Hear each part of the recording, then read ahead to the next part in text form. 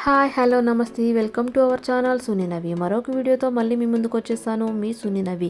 ఈరోజైతే తోటకూర ఫ్రై తయారు చేసుకుందాం. ముందుగా తోటకూరని చాలా శుభ్రంగా కడిగి చిన్న చిన్న ముక్కలుగా కట్ చేసుకోవాలి.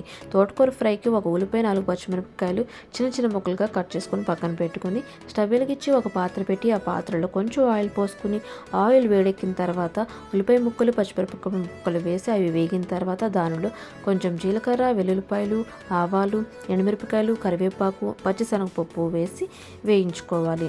గోల్డెన్ కలర్ వచ్చే వరకు కూడా ఉల్లిపాయలు వేయించాలి.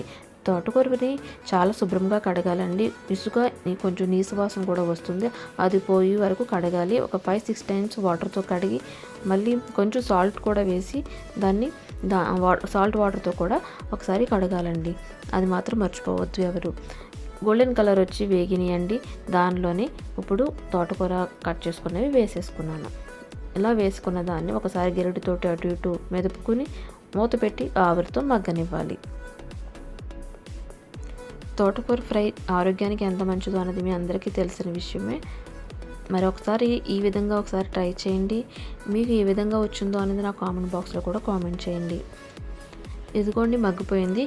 ఇలా మగ్గిపోయిన దానిలోనే మనం ఈ స్టేజ్లో ఉన్నప్పుడే మగ్గిందో లేదంటే కలర్ చేంజ్ అవుతుందని దాన్ని బట్టి అర్థమైపోతుంది.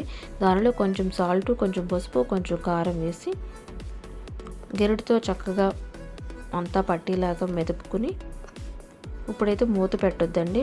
కారం, పసుపు వేసిన తర్వాత మూత పెట్టకుండా కొంచెం సేపు అలా ఫ్రై చేస్తే అయిపోతుందండి. అంతేనండి, చాలా ఈజీ. నచ్చిందా? Please like, share, subscribe.